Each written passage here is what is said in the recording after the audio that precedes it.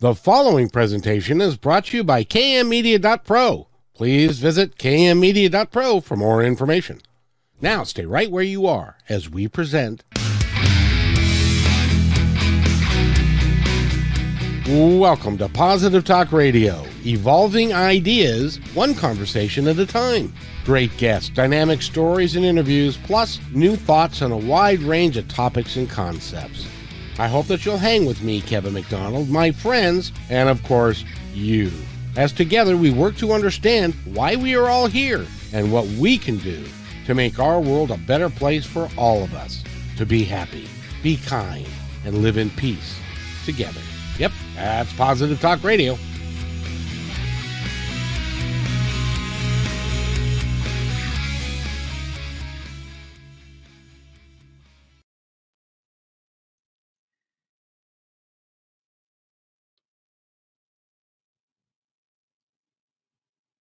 That is not supposed to do that. That was looping this way, not supposed to do that. So anyway, welcome to Positive Talk Radio. My name is Kevin McDonald, and today we've got a great show for you today. We're going to learn first of all, Jennifer has been on the show before, and you can go to positivetalkradio.net and you can find out more information about her and the work that she's doing, and also the book that she's written, which is called The Bullied Brain. Heal Your Scars and Restore Your Health.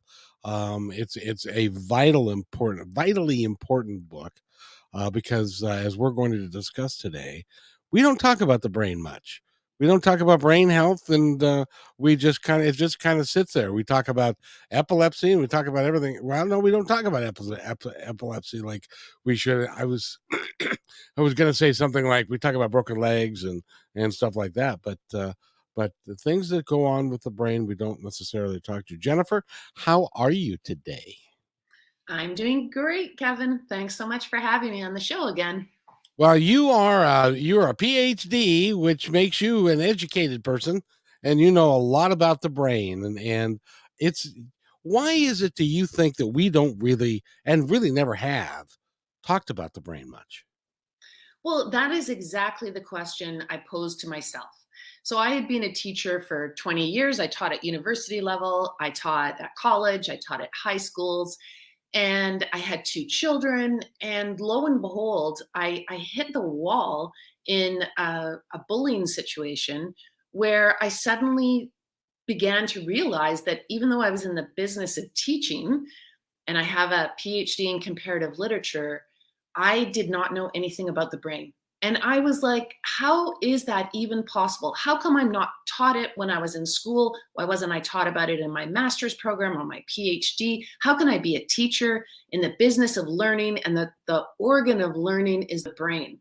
And so that's why I set about trying to figure out really sort of what are environments that are conducive to brain health and for brains to be high performing and to really flourish. And what are environments that we create in our society that are very destructive and limiting to the brain. Because I was trying to figure out, we live in a society and culture that dismisses a lot of bullying, especially done by adults. We say, oh, it's not a big deal. Oh, it's just tough love, or it's just the tiger mother. We have all these different terms that we use that kind of condone and enable bullying behaviors. And so I wanted to look at it from sort of inside the skull. Is that true for the brain? Is it healthy for the brain to be bullied, or is it really destructive? That was kind of the big question I set myself. And what did you find? Well, really, honestly, the information is shocking, and it's shocking that we don't know more about it. So this is why I wrote The Bullied Brain. I wanted readers to understand that we've kind of, what neuroscientists say, some of the leading, most important neuroscientists today, including Dr. Michael Merzenich, he says we've been sold a false bill of goods. And that false bill of goods is to believe that we're sort of born a particular way. Our brain is the way it is, and it's hardwired, and we're either talented or we're not. We're a good person or we're not. We're bad, or we're not really smart, or not really a good athlete, or we're super good at it. All of these kinds of constructions are false. Basically, when we're born, our brain has not developed. The human child's brain is not developed. And we have what's called brain plasticity or neuroplasticity. And this is the capacity for our brain to grow and change and become stronger.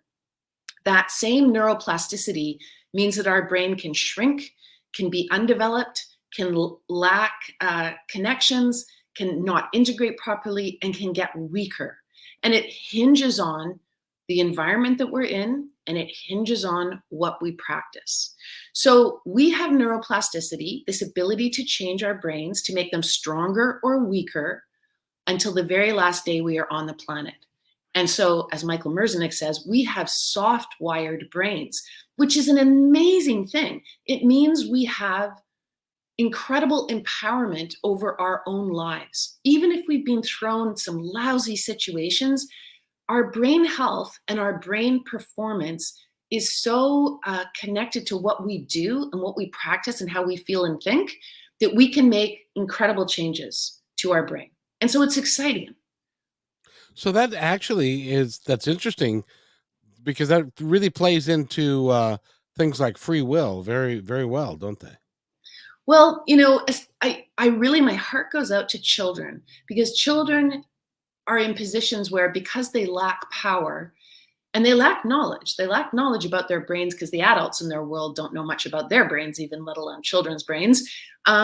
They really can't exercise their free will, and they can't keep themselves safe from toxic environments, and they can't, you know, escape from adults who are abusive until they get older. And by that point, a lot of damage might have been done to the brain, and that sets them on a really unfair path. And this is extremely well documented in research. So my big passion, my goal, my mission is to get this information into the hands of parents and lawmakers and teachers and coaches. All of us have to work together to really get up to speed on brain health and brain performance and how to enhance it, and ensure that we're not making really bad mistakes because of our own training and believing that we're doing the right thing, but we're actually doing damage to the brain because it's invisible. You cannot see it. You know, one of the things that, and we were talking about this before, and now's an appropriate time, I think, to bring it up, and that is motivation or lack thereof. Um, from your standpoint, that comes from the brain. Is that right? Well, the way I try and articulate this and help readers in the book is I talk about how, you know, it's one thing to learn something. So let's say I wanted to learn how to cook. That would be fine. I'd go into the world, I'd take courses, I'd read recipe books, I'd watch shows, I'd listen to podcasts, I'd learn how to cook. That's one thing. What you have to do if you have a bullied or abused brain is you have to unlearn. And unlearning is hard. It is really hard. I think the best analogy for it is really trying to get into good shape. So if you have been sitting around watching Netflix, it's really hard to get motivated. It's hard to kind of, you know, light that fire and have activation energy and What are you really doing in my house? get out there. And when you start, when you start, it's really hard. You have to change yourself. And so when I talk about it in the book, I use a lot of examples and ways of thinking that have to do with like disobeying and revolting and rebelling, because we've been raised in a society that has told us to ignore our brains, doesn't give us any information about our brains, doesn't tell us how to work with our brains. And as I point out in the book and I unpack, many of us have grown up believing that bullying and abuse are a necessary evil for greatness. We believe that the person has to be broken down, usually the child or the young adult, has to be broken down, and then we're going to rebuild them back better. That is a lie. It is an outright lie. It's a myth. There is no research that will back that. Zero. Whereas there's extensive research that tells us that if you break someone down, you probably are breaking them. End of story. You are really hurting their brain. And it's going to take them a long, long time to get motivated and believe in themselves again and get back on the track to health and well-being.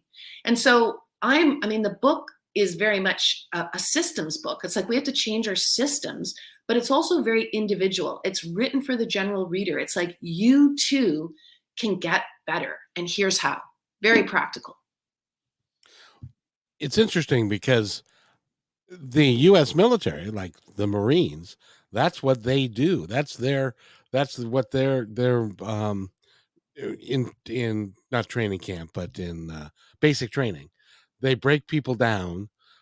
They yell at them incessantly, and they break them down, and then they until they get to a point where then they can build them up again.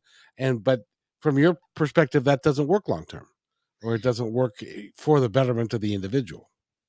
I think that really what I would call that kind of approach in the military, especially high level like Marines, what they're doing, is what they're really doing is teaching their people, they're teaching them flow. And flow is a very different thing. And it's the thing that can save your life if you're in a war. So they're not breaking people down. What they're trying to do is recreate the conditions of chaos and violence and aggression and being attacked from all sides and being essentially bombarded in ways that the brain barely can cope with. Now, the analogy for this is George Mumford. George Mumford is was the mindfulness coach with Phil Jackson's team that went on with Michael Jordan and the late Kobe Bryant to be ridiculously successful. What he taught them, George Mumford, in mindfulness training was that no matter if there were 60,000 screaming fans, no matter if there was an incredibly aggressive opposition, that they were to stay at all times in mental flow.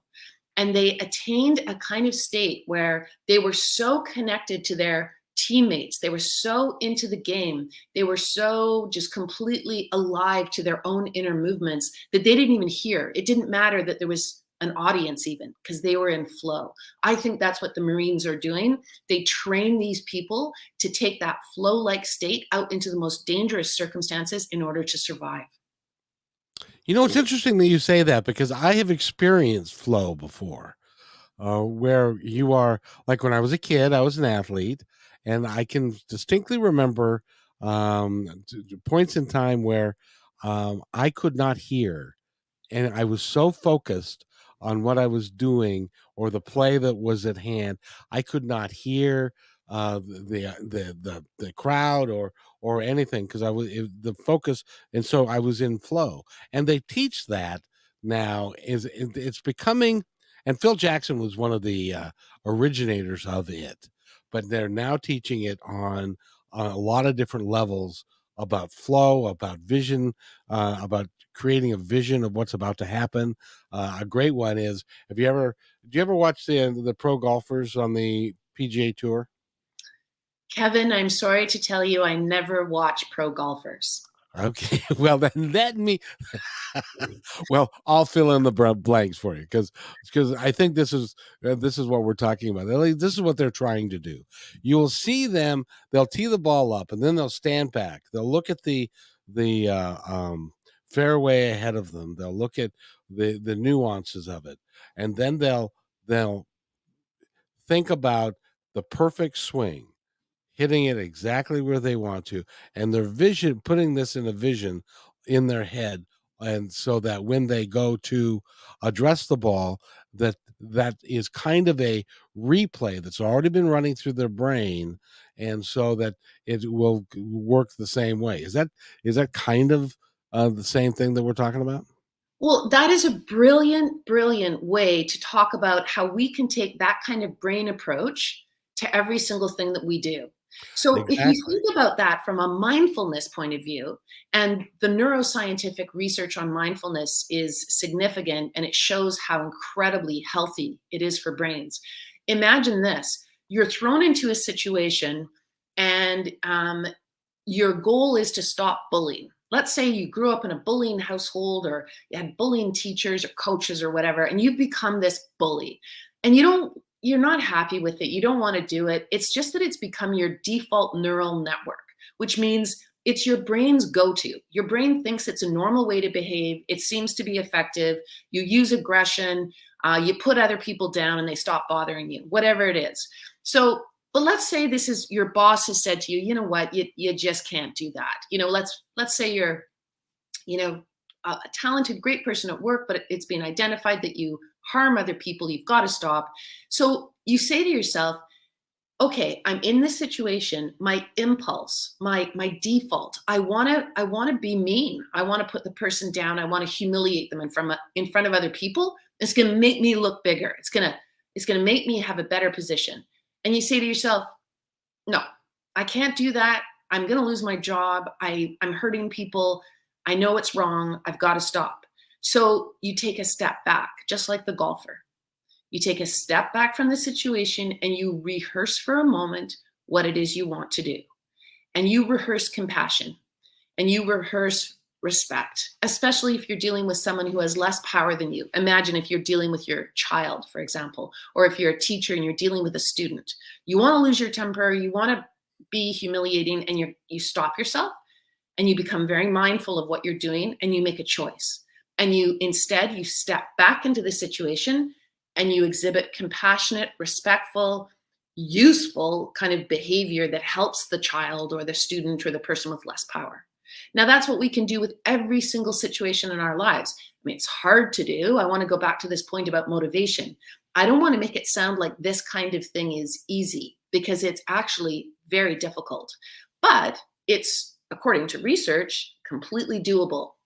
So if we have children going back to school in September or late August, and these kids are worried about a bullying scenario that they, have already had to deal with, or certain individuals or certain teachers that are humiliating and unkind and aggressive, or coaches that are like that, really what you want to do is start building up their resilience, building up their strength, getting them to understand that that person really has very little control over themselves. And every time they demonstrate these destructive behaviors, they're really actually waving a big red flag that says they're out of control. So why would you give them your power? Why would you give anyone who's out of control your power? Just let them choose to behave that way. That's their choice. That's their default neural network. They're putting it on display for everybody, but you can choose how you want to be and how you want to react. They don't have anything on you. Why is it, do you think, that that some of us anyway, do not um, understand that we have a choice in how we behave when there are others that are behaving a certain way? Why is it that we don't take control over that? Does that make sense? Yeah, it's an excellent question. And I mean, this is why it's difficult. So think of it this way: from evolution, our brains are primed. We have these incredibly elaborate systems in our brains to I'm seeing someone making a comment about how I never watch pro golfers. I'm so sorry. Yeah, and she doesn't either. Oh, you don't Mindfulness, either. yeah, Great, she thank doesn't you. either. Mindfulness is a game changer, and she also says that love, compassion, and respect sets the empath apart from the narcissist. Yes, And isn't that the truth? Well, here is the yeah, no, so true. So I'd love to hear what you think about this, Dr. Marnie. So what I was going to say is the reason why it's hard, we have these systems in our brain. One is the sympathetic nervous system, and that's kind of a big name for basically the stress response. And then the other system, and this goes to mindfulness, is the parasympathetic nervous system. So let's call that system the mindfulness system, the choice system, the calm system. Sometimes neuroscientists refer to it as rest and digest. It's when the body is safe and calm and the brain is safe and calm. So then you're in a much better position to choose. But what happens in a stressful situation, when the brain feels threatened, it is completely geared to get you out of there. So that's flight. It has your muscles, your brain, your vision, you name it, cortisol and adrenaline get pumped out. And it's because your brain is going, okay, we're in danger. We got to get out of here. Let's get ready to run. We're going to run really fast, because the brain interprets everything like a predator. And then the other thing it says is, okay, put up your dukes. Let's fight. We're going to fight this predator and we're going to win, because that's what we do. So you can see the aggressive, threatening, intimidating, bullying behaviors, right? And then the other one, of course, is freeze. It's like, if I just go completely still, the wild animal won't notice that I'm in the grass. I'm going to blend in. I'm going to become frozen. So it's really hard to stop evolution. It's like, our brains are geared to behave this way. And for us to just go, oh, I'm just going to be really zen and I'm just going to be so mindful and I'm going to make a choice about how I respond. I'm going to use a healthy emotion concept. Well, that's great in a calm situation. In a heated up, hot cognition situation, that is really hard to do. And that's why most of us are not the Dalai Lama.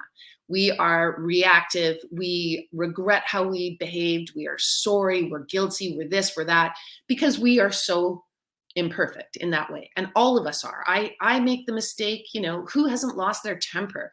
Who hasn't, behaved in ways they regret and had to say sorry? All of us. We need to acknowledge the fight or flight response of consciously not feeling like yes. Yes, absolutely true. No, Dr. Marnie is completely on side. She and I can sit down together and have tea and not watch professional golf and have a conversation. I'll tell you what, Dr. Marnie, if you want to give me your email address and you can put it into the chat, and then I'll send you the link and you can come on the show if you want to. That obviously would be great. That- I don't think people can hear enough about this. It's so incredibly important. So imagine empowering our children. So we say to our kids, and you can't just teach it in a workshop. It can't just be one afternoon or one day or something like that. It has to be as frequently as we teach math, as frequently as we teach English or Spanish or any of the things we're teaching. Every single day, we need to teach them that they have the captain of their own ship up in their head, and they can make really good decisions, really mindful decisions about what they want to do, what they want to say, how they want to behave. And, I think it's a great thing to teach kids from an early age that they will never read a job description. They will never see a career path that asks them if they are really good at bullying. What they will find is careers, all kinds of careers, asking them if they have lots of empathy, because empathy is a quality that is sought after in the workplace. It makes your personal life incredibly happier and healthier, and it makes your professional life happier and healthier. So, I think that this is the game changer. This is what we need to be doing. And adults have to understand that they are the role models. They have to, if they want children to be non-bullying, adults have to role model empathy and compassion and kindness. And that's when we're going to see children not, bullying one another. Why is it that some people naturally have empathy and it appears that they naturally have empathy and other people do not? Is it because of how our brains are wired that we act certain ways? And that's one of them, I think. Well, the brain, actually all brains, and it's a critical piece for survival. All human brains are wired for empathy. When a baby is born, within anywhere from 40 minutes on, the adults will be able to observe the baby mimicking the adult behavior. So if an adult is smiling, the adult is grimacing, the adult is doing various things, as soon as an infant, as soon as a young child has the capacity, the body control, the facial expression control to mimic, they mimic. So really, it's a tough thing, a tough observation, but there really is a big problem in our society that babies are born wired for empathy, and by the time they get into the school system, quite a number of children have lost that natural empathic, caring, trying to walk in someone else's shoes, trying to understand why they are the way they are. It's gotten blunted and it's gotten harmed. And I think one of the most important things we can do for our kids is, if they've come from a really tough background, like maybe both their parents have to work, maybe their parents are suffering from mental health issues, or there's been jail time in the family, or substance abuse, or poverty. I mean, kids grow up in very difficult circumstances sometimes. And if our school system was geared to say, okay, we are the big intervention, we get these kids for most of the day from the age of 4 and 5 on, we have got 8 hours to make a huge difference in every single kid's life by showing them an alternative. That is really where we're going to see healthy change. And obviously families need more support and help. If a child is bullying at school, that child is screaming out for help. there's something wrong. And instead of getting in trouble for that behavior, the adults should be on high alert to get support for the family. They need to find out what's going on, and they need to start helping that child and helping that child's family.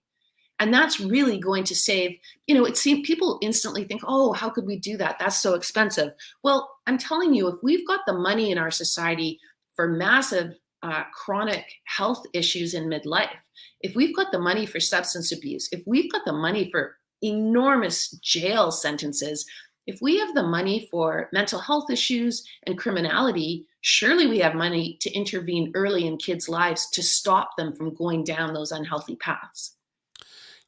Years ago, because I've been around a while now, and at one time it was not like it wasn't the daycare generation. Now we are very much in. There was a time when both parents did not need to work full time.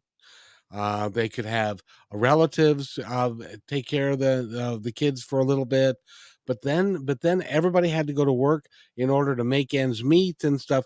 And the daycare generation was born.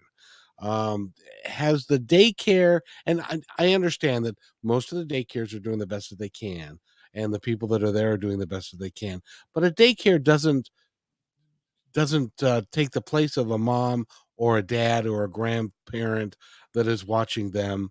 Have you found that has changed things, that has changed children over time, the fact that they have to go to daycare?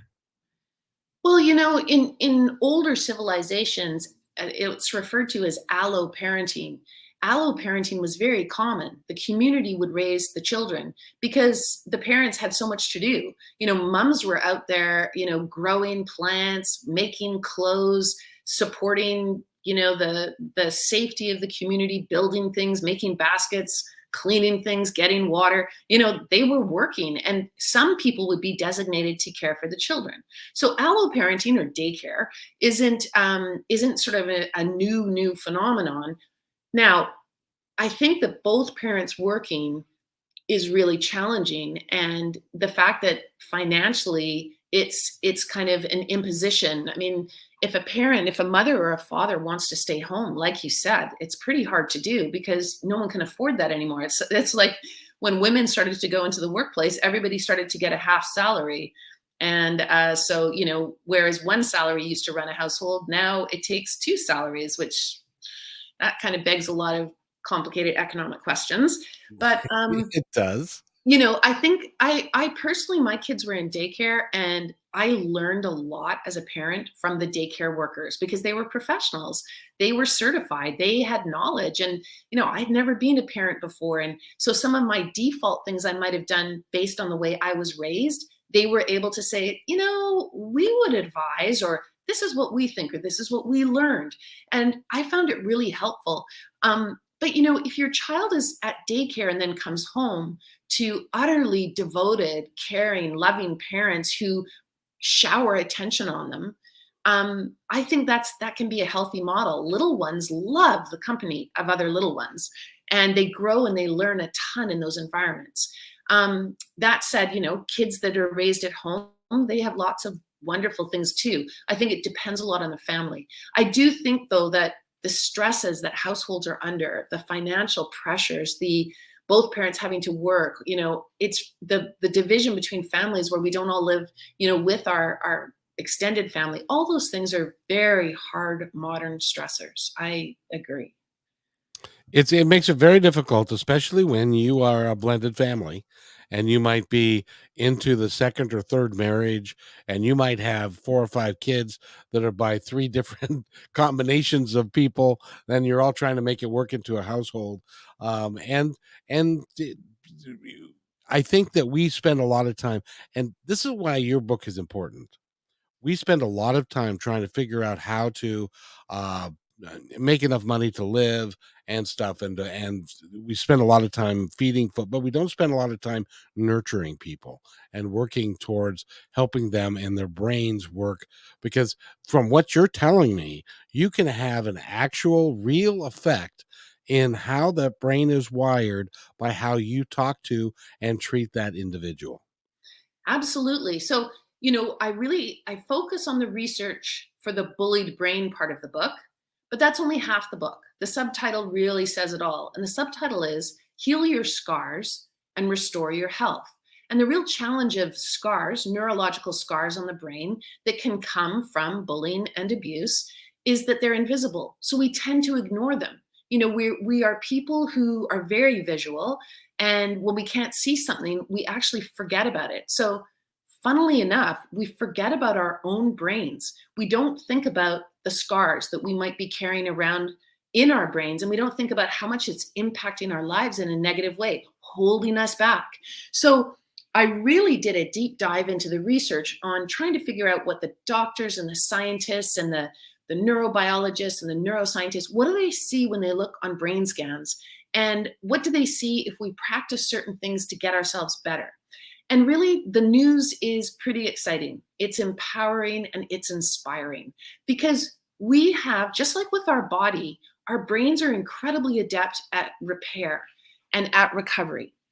So if you practice, and it's inexpensive.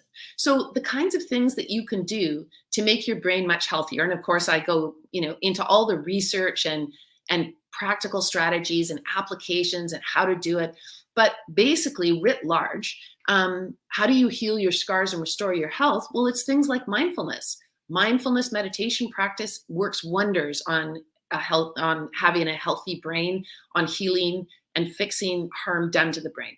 Another huge one is aerobic fitness. Aerobic fitness is amazing at making your brain resilient.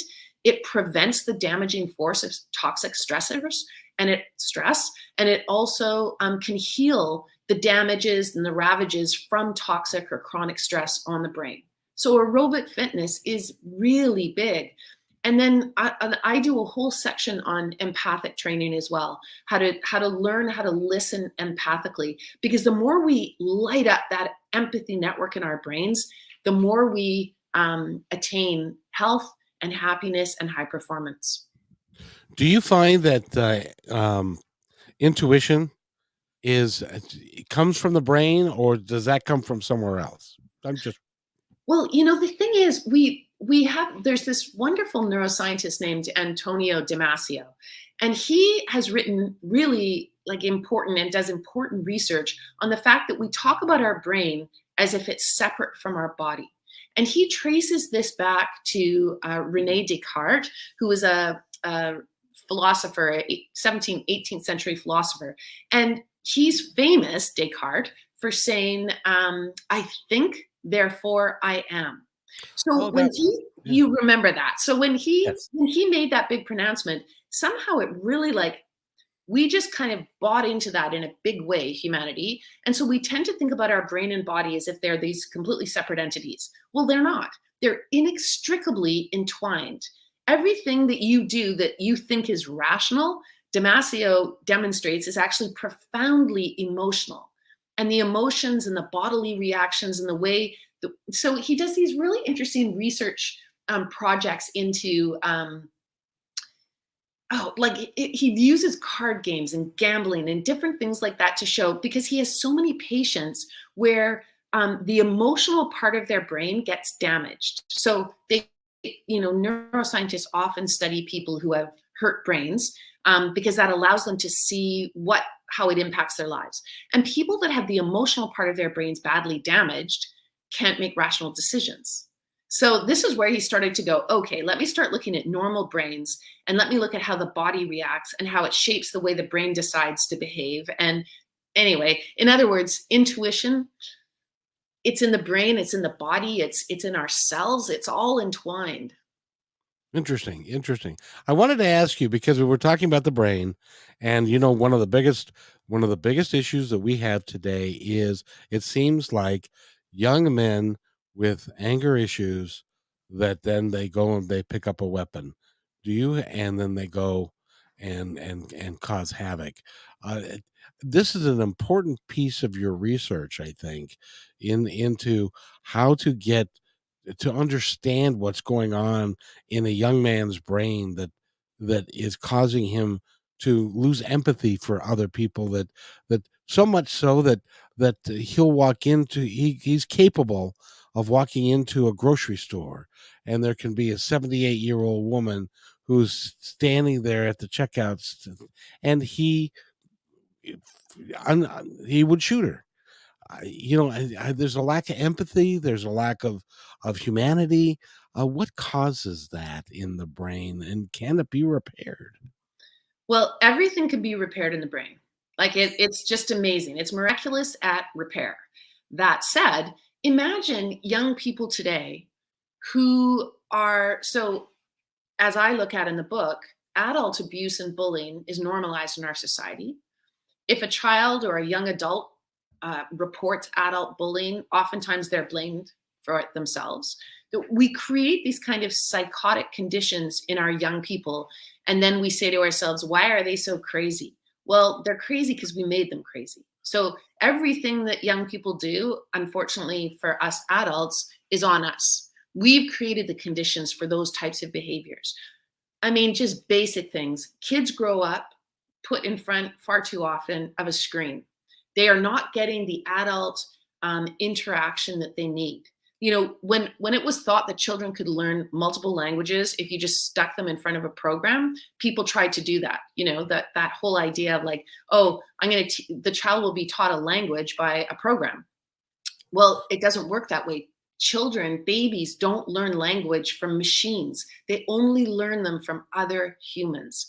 And so, for parents, one of the greatest things parents can do is really, as much as humanly possible, restrict screen time for their children. And this is not to say TV is bad or movies are bad or anything like that.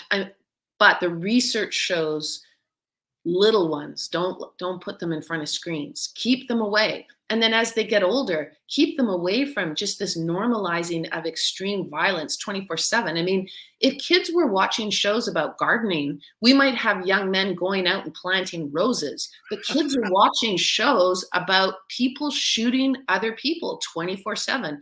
Those young people's brains normalize aggressive shooting behavior. The hero of the show is a punisher, is someone who's taking vengeance, who's being hurt in some way and is gonna go out there and give payback. I mean, look at these models that it's just hammered into them. Video games, it's hammered into them to act this way. But there's a ton of kids, a ton of boys in particular, who play video games and do not demonstrate any kinds of behaviors like that. My Right. guess would be that those boys come from very attached parents, very caring households, awesome teachers who respect and care about them and want them to fulfill their potential, amazing sports coaches with the same. These are not kids that have been abused. A child who's being bullied or abused by the adults in positions of trust and authority over them, they are going to have anger management issues. So what you're telling me then is using the TV as a babysitter is not a good idea. No, it's really not. The American Pediatric Association has come out very strongly saying, prior to the age of 2, they shouldn't ever be in front of a screen. Whereas, in going back to what you were saying, parents in our world where they feel like, young people feel like if they're not looking at their phone, they're somehow missing key information and they're going to get left behind. That's been hammered into them since they were day one on the planet. And they don't know any different. But the more parents can try and sort of rebel against society, just because everybody has a phone and they're glued to it doesn't mean you do. You can actually look at your child, gaze at your child, talk to your child. That baby's brain, that child's brain as they grow up, is absolutely riveted on the adults in their lives. They learn everything from them. So if we have problems in our youth populations, sorry, it's a big adult problem. And I think the evidence bears that out when you start looking at the family situations of some of these young men and what it was like and what their family situation was like, that the signs almost inevitably are there that that this person was, that all of what you just said was in place, and it was just waiting for a trigger, and the trigger came, and there you are. So I'm hopeful that somebody will take a look at this, will buy your book, The Bullied Brain, and be able to figure out in their own in their own family situation, because not every well, let me put it this way: every family situation to some degree is dysfunctional. And if you are responsible for the health and welfare of a small child, then this would help you understand things to do and what not to do. Because I have a relative, they used the TV, they had a nice 64-inch screen TV, they used that as a babysitter. They would plug in a movie, and the kid would watch a movie. But developmentally, she did not talk very, because they didn't talk to her, the TV was talking to her, and she couldn't learn to talk because of the TV wasn't teaching her that, and they weren't teaching her that. Is that true? Well, I mean, the research that I've read said kids, I mean, it's very clear. Children don't learn language from machines, including the television, including any machine. They learn language from the caring adults in their world. And you might take that throughout life.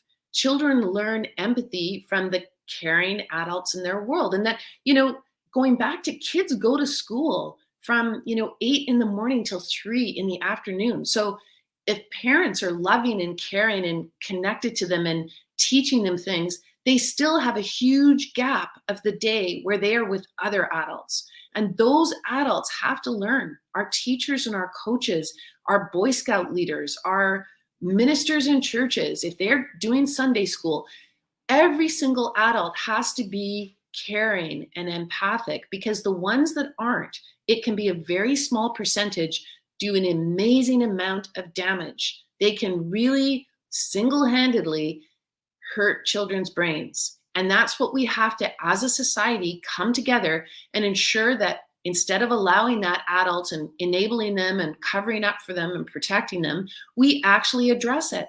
We rehabilitate their brain. We give them the time to get better, because it's like being an addict. If they're addicted to alcohol or drugs, we would not let them have access to children. Same thing if they are addicted to bullying, abusive behaviors. They should not have access to children until they can get better.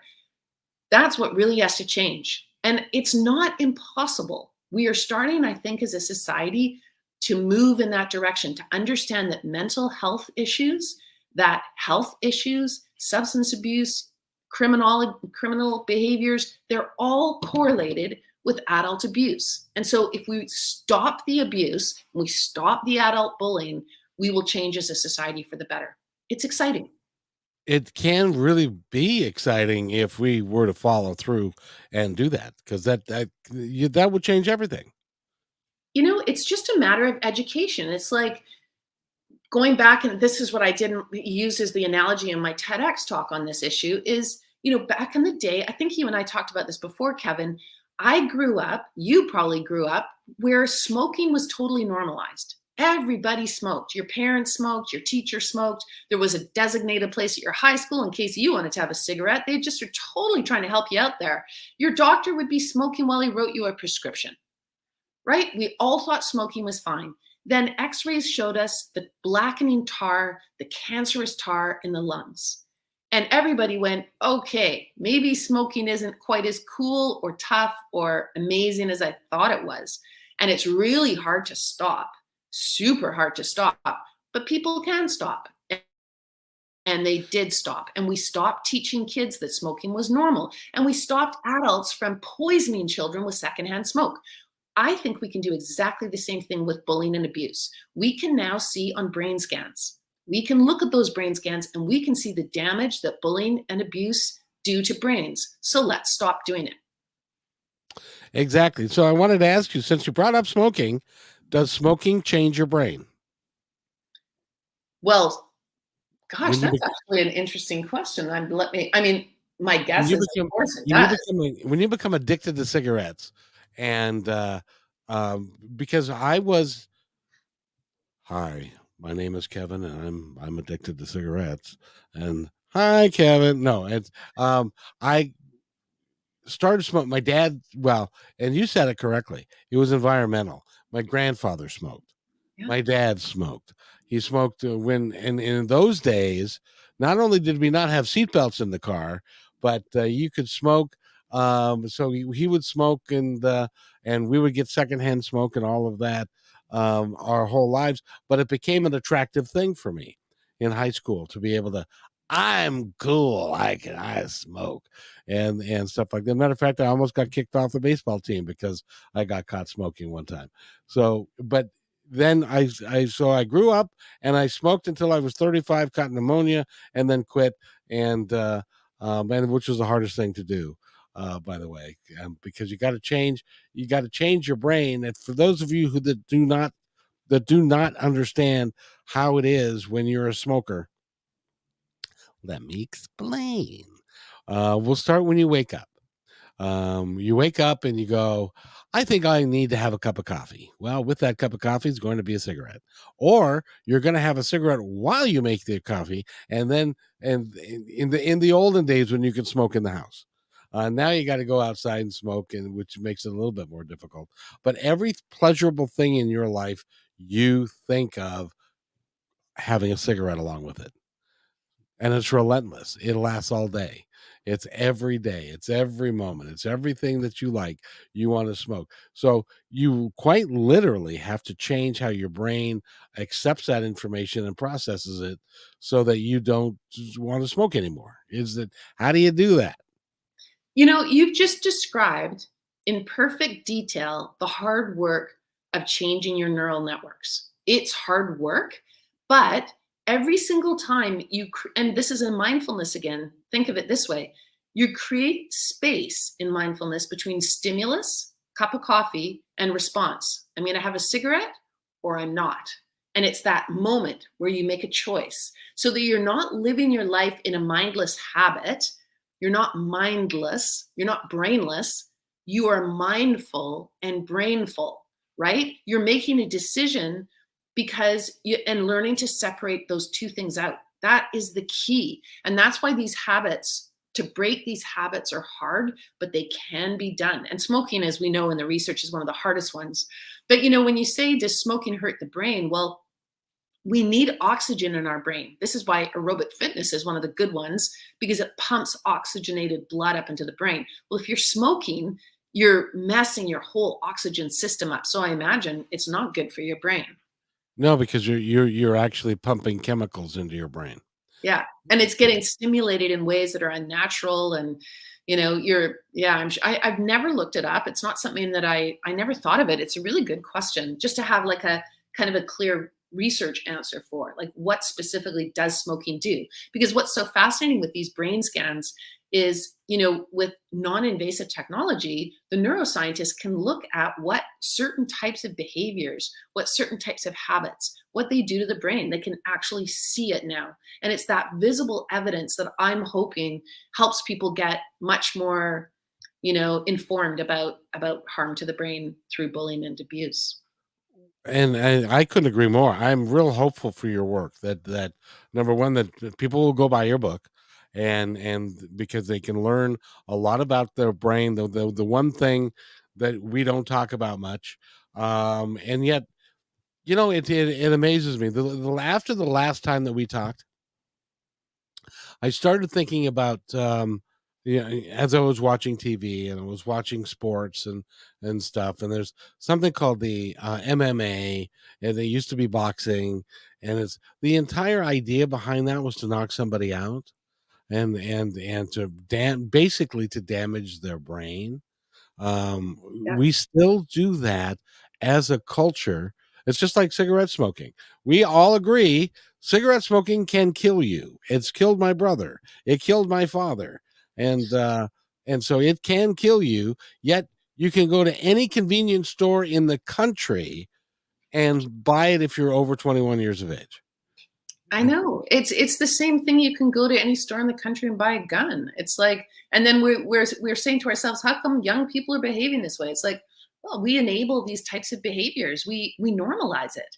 We make it as simple as just going to a regular store.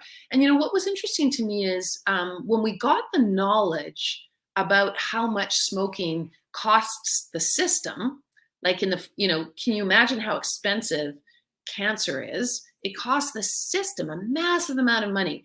And it also is, destroys people's lives, shortened lifespan, blah, blah.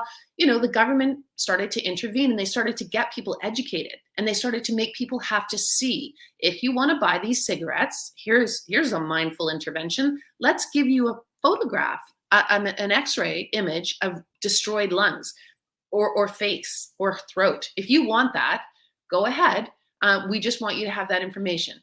And I don't understand why they have not done the same thing with bullying and abuse, where they make it very clear to all adults, all kids, that if someone does X, Y, and Z, they don't have to touch your body. It can be cyberbullying. It can be put downs. It can be yelling in your face. It can be swearing, aggressive, threatening. It can be neglect. They don't speak to you. They emotionally act like you're not there, make you feel worthless. It can be social, relational. They don't invite you, or they don't tell you there's a meeting. All these kinds of aggressions, they all do harm to the brain. It can be seen on brain scans. We need to change as a culture, and really the government should be leading the way. They should be integrating all kinds of brain health curriculum into our schools. Why aren't they doing that? Teachers would love to learn about the brain. Coaches could improve their athletes' performance enormously by learning about the brain. They Yep. want it. Everybody wants that knowledge. But until the government really gets behind this and understands that it's a massive cost. The research was clear in the late 1990s that there's a direct correlation between childhood abuse and midlife chronic disease and shortened lifespan. Yep. Why don't we do something about that? Come on. Because there's no money in it. Quite There's frankly. so much money. Oh my God, Kevin, they would save gazillions of dollars in prisons, rehab for drug abuse, everything. It's everything.